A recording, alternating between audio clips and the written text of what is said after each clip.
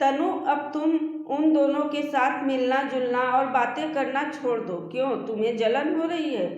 मैं प्यार तुम्ही से करती हूँ, इसका मतलब यह तो नहीं है कि मैं बाकी लोगों से बात न करूँ। तनु, वे अच्छे लड़के नहीं हैं, उनकी हिस्ट्री तुम्हें भी पता है ना। दोनों ने मिलकर उर्मी को कैसे धोखा दिया है। हाँ ऋतिक, सब जानती हूँ, पर मैं धोखा खाने वाली में से नहीं हूँ। मुझे भी दूसरों को उल्लू बनाना खूब आता है। तुम छोड़ो इन बातों को, अब बताओ अमेरिका जाने के बारे में क्या सोचा है तुमने? मैं चाह कर भी अभी नहीं जा सकता हूँ। तुम माँ की हालत देख तो रही हो। ऋतिक के पिता का देहांत कुछ वर्ष पहले हो गया था। पढ़ाई के दौरान ही ऋतिक की माँ भी गंभीर रूप से बीमार पड़ी, लेकिन तनु अमेरिका जाकर वहीं सेटल होने पर दृढ़ थी। तनु के पापा रामपाल भी यही चाहते थे। रामपाल ने कहा कि मैं ऋतिक की माँ से बात करता हूँ तुम दोनों की शादी जल्द करने के लिए। मुझे यूएस जाना है और उसे माँ की देखभाल करनी है। मैं उसके लिए अपने करियर से समझौता नहीं कर सकती हूँ।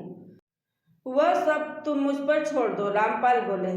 रामपाल ने अपने फैमिली पुरोहित को बुलाकर सारी बात बताई।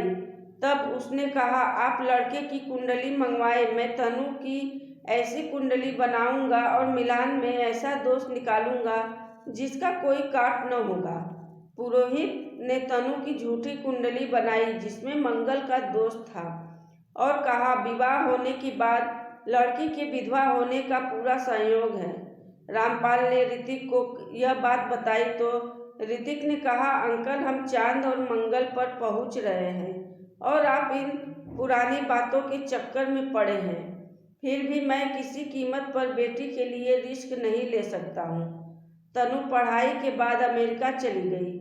ऋतिक ने उससे कहा था कि मास्टर्स के बाद इंडिया लौट आए, यहाँ भी उसे अच्छे जॉब मिल सकते हैं। अब तो वहाँ भी जॉब मिलना आसान नहीं होगा। तनु अमेरिका में एक ज्योतिष के संपर्क में थी।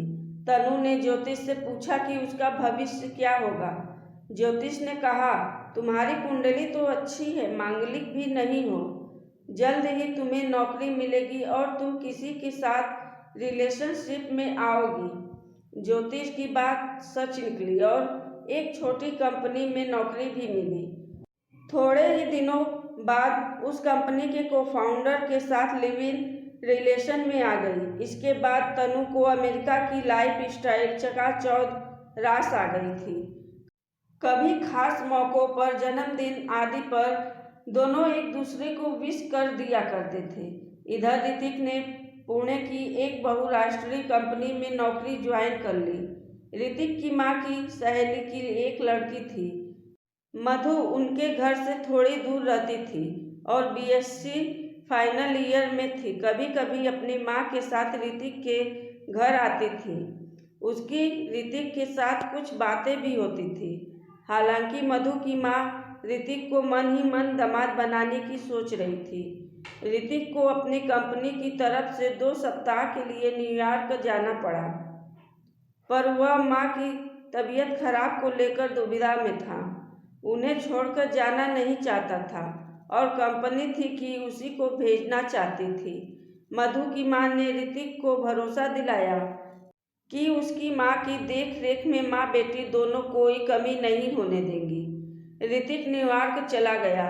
उसने तनु से भी बात की, उसका हाल चाल जानना चाहा तो वह बोली, मस्त लाइफ जी रही हूँ। मैं तो तुमसे शादी करना चाहती थी, पर यह मंगल और शनि के बीच में आकर सारा खेल बिगाड़ दिया। मेरा बॉयफ्रेंड अभी टूर पर गया है, वरना तुमसे बात करवाती। ऋतिक बोला, मंगल शनि से ज़्यादा तो तुम्हें अमेरिका में सेटल होने की जिद थी। तुम जानती थी कि मैं आने की स्थिति में नहीं था। खैर, अब इन सब बातों से क्या फ़ायदा, तुम्हें अपनी मंजिल मिल गई है। तनु ने उसे आकर मिलने को कहा, पर ऋतिक वहाँ नहीं जा सका। उसने कहा, अगली बार अगर आना हुआ तो तुमसे ज़रूर मिलूँगा। ऋतिक अमेरिका का काम समाप्त कर भारत वापस आ गया। मधु और उसकी माँ दोनों ने मिलकर उसकी अनुपस्थिति में ऋतिक की माँ को किसी तरह की दिक्कत नहीं होने दी थी। यह देखकर उसे खुशी हुई। उसकी माँ ने मधु की काफ़ी तारीफ की। उन्होंने ऋतिक से कहा, अगर तुम्हें मधु पसंद हो तो बोलो, मैं तुम्हारी शादी की बात करूँगी। नहीं माँ, अभी मैं कंपनी के एक बड़े प्रोजेक्ट में लगा हूँ और मधु भी कंपटीशन एग्ज़ाम की तैयारी कर रही है। करीब 1 साल बाद फिर अमेरिका जाने के लिए ऋतिक मुंबई एयरपोर्ट गया। सिक्योरिटी चेक के बाद वह बोर्डिंग के लिए प्रतीक्षा कर रहा था। उसकी बगल की कुर्सी पर एक आदमी आकर बैठा तो ऋतिक ने उससे पूछा, आप भी अमेरिका जा रहे हैं? हाँ, मैं भी अमेरिका जा रहा हूँ। मैं ऋतिक हूँ। मैं सैन फ्रांसिस्को जा रहा हूँ। मैं विनय सिंह, मैं बिजनेस के सिलसिले में यहाँ आया था। मैं सैन फ्रांसिस्को से लौट रहा हूँ। दोनों को सीट भी अगल बगल मिली थी। इस बीच विनय ने अमेरिका में फ़ोन किया। ऋतिक ने भी बगल में बैठे बैठे फ़ोन की स्क्रीन पर वो फ़ोटो देखी जिसे विनय ने कॉल किया था।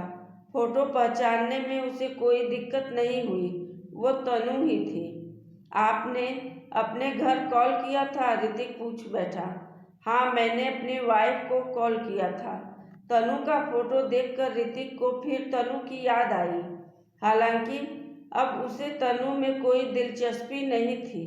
वह सोचने लगा कि इसके पहले तो उसके जीवन में विनोद था, अब यह नया आदमी विनय कैसे आ गया? तब विनय ने पूछा, क्या सोचने लगे ऋतिक? नहीं नहीं, कुछ भी नहीं, यूँ ही घर की याद आ गई थी। चलिए, आपको मैं अपने घर की सैर करा देता हूँ, कहकर विनय ने अपना सेलफोन ऑन कर स्मार्ट थिंग ऐप ऑन किया और मुंबई एयरपोर्ट पर बैठे बैठे अपने घर की सैर करा दी। यहीं बैठे हुए वह घर की लाइट ऑन ऑफ या डिम कर देता। कभी घर का तापमान अपनी मर्जी से सेट करता तो कभी स्विमिंग पूल की लाइट या फव्वारे ऑन कर देता। उसके घर में एक मिनी सिनेमा थिएटर भी है। पर सचमुच तनु का घर काफ़ी बड़ा था और किसी महल से कम नहीं था। अमेरिका लैंड करने के बाद विनय ने ऋतिक को अपना कार्ड दिया और कहा, आप हमारे घर जरूर आइएगा। हाँ, प्रयास करूँगा। एक दिन ऋतिक ने तनु को फ़ोन किया। उसकी आवाज़ सुनकर बोला, हाय तनु, ऋतिक हियर। मैं आज तुम्हारे घर आने की सोच रहा हूँ, तुम फ्री हो? तनु ने कहा, मैं तो तुम्हारे लिए सदा फ्री हूँ। विनय कहीं बाहर गया है, लेट नाइट में लौटेगा, पर मैं फ़िलहाल घर में नहीं हूँ। तुम किधर हो? मैं ही आ जाती हूँ। ऋतिक ने अपने होटल का पता दिया तो वो बोली, बस आधे घंटे में आ रही हूँ डियर। ठीक आधे घंटे बाद तनु ऋतिक के कमरे में थी। वह आते ही उसके गले से लिपट गई। फिर ऋतिक अलग होते हुए पूछा, और कैसी हो? बिल्कुल मस्त हूँ, देख ही रहे हो, यह अमेरिका भी बड़े काम की जगह है। Life is very cool. अच्छा, यह विनय कब से आया तुम्हारी ज़िंदगी में? मेरा ज्योतिष पंडित कम शातिर नहीं है। उसने कहा कि अगर मैं उसे एक बार खुश कर दूँ तो मैं एक बड़े बिजनेसमैन की जीवन संगिनी बन सकती हूँ। और तुमने उसकी बात मान ली? हाँ, वह शख्स है विनय और उसे अपनी ज़िंदगी में मेरे जैसे 100 पीस की ज़रूरत थी। सच, अब मैं विनय के साथ बहुत खुश हूँ। महलों की रानी बनकर राज कर रही हूँ और कल कोई विनय से बड़ा बिजनेसमैन मिल जाए तो क्या तुम उसे भी? तनु ने उसकी बात पूरी होने से पहले ही कहा, हाँ, उसे भी। अमेरिका में हर कोई अपनी प्राइवेट लाइफ अपनी मर्जी से जीने को आज़ाद है। तुम इतनी बदल जाओगी मुझे विश्वास नहीं होता। लाइफ में चेंज होना चाहिए। यह विनय तो महीने में 20 दिन बाहर ही रहता है। तुम क्या सोचते हो वह सिर्फ मेरे इंतजार में बैठा रहता होगा? No Hrithik, no. वह मुझसे उम्र में 10 साल बड़ा है, मैच्योर्ड है। उससे शादी करने के बाद मैं यहाँ के ग्रीन कार्ड की हकदार बन गई हूँ। तनु, तुम पूरी तरह बदल गई हो। तुमने सही कहा। फिर लंच के बाद कुछ देर बाद तनु चली गई। इसके बाद कुछ दिनों तक ऋतिक अपने काम में काफ़ी व्यस्त रहा। उसका प्रोजेक्ट उसके क्लाइंट ने स्वीकार कर लिया था। ऋतिक की कंपनी की ओर से उसे तत्काल प्रमोशन मिली। वह बहुत खुश था। उसने तनु को फ़ोन करके यह बात बताई तो तनु बोली, आज मैं भी बहुत खुश हूँ, मेरे लिए भी खुशी की बात है। क्या बात है, मुझे भी बता सकती हो? श्योर, मैं प्रेग्नेंट हूँ। बधाई हो। विनय हो तो उसे भी बधाई दे दूँ, आखिर उसका भी तो बच्चा है। पता नहीं क्या पागलों जैसी बात करती हो। खैर वह सब छोड़ो, मैं अकेली हूँ, आ जाओ तो मिलकर एंजॉय करें। नो तनु थैंक्स, मेरी फ्लाइट है। अब ऋतिक मन ही मन खुश हुआ कि अच्छा हुआ, ऐसी लड़की से वह बच गया। वह इंडिया लौट आया। मधु और उसकी माँ ने एक बार फिर ऋतिक की माँ की देखभाल की थी। मधु ऋतिक की माँ के पास वही बैठी थी। जब उन्होंने ऋतिक से कहा, मधु बैंक की नौकरी के लिए सिलेक्ट हो गई है। बधाई हो मधु, ऋतिक ने कहा तो वह शर्मा सी गई। मधु के जाने के बाद माँ ने कहा, बेटे अब तो तेरा प्रोजेक्ट भी पूरा हो गया है, अब तू कहे तो बात करूँ उसकी माँ से। जैसा तुम ठीक समझो माँ। मधु और ऋतिक की शादी हो गई। आज दोनों की सुहाग रात थी। अगले दिन सुबह सुबह ऋतिक को हिचकी आ रही थी। क्या हुआ ऋतिक, तनु याद कर रही है क्या? मधु ने जब अचानक तनु की बात की तो ऋतिक हैरान रह गया। तुम तनु को कैसे जानती हो और यह क्या बेकार की बात कर रही हो? जरा एक गिलास पानी दो। मधु ने पानी दिया और पानी पीते ही उसकी हिचकी बंद हो गई। अब ऋतिक ने मधु को अपने पास बिठाया और पूछा, अब बताओ तुम तनु को कैसे जानती हो? अरे वाह, वह तो मुझसे 1 साल सीनियर थी।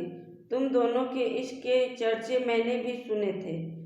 तब तुम्हें यह भी पता होना चाहिए कि कॉलेज के बाद हमारे बीच वैसी कोई बात नहीं रही। हम लोग शुरू में एक दूसरे को चाहते जरूर थे, पर हमारी शादी नहीं होनी थी। उसे अमेरिका जाने की जिद थी और मैं अपनी बीमार माँ को इंडिया में अकेला छोड़कर जा नहीं सकता था। वह मेरे लिए बनी ही नहीं थी। हाँ, मुझे सब पता है। तभी तो सब जानते हुए मैंने तुमसे शादी के लिए हामी भर दी। अच्छा, अब सुबह सुबह ज़्यादा बोर न करो डार्लिंग। एक प्याली चाय अपने होठों से सटाकर पिला दो, मिठास दोगुनी हो जाएगी। मैं अभी चाय बनाकर लाती हूँ। और वह उठकर किचन में चली गई। धन्यवाद।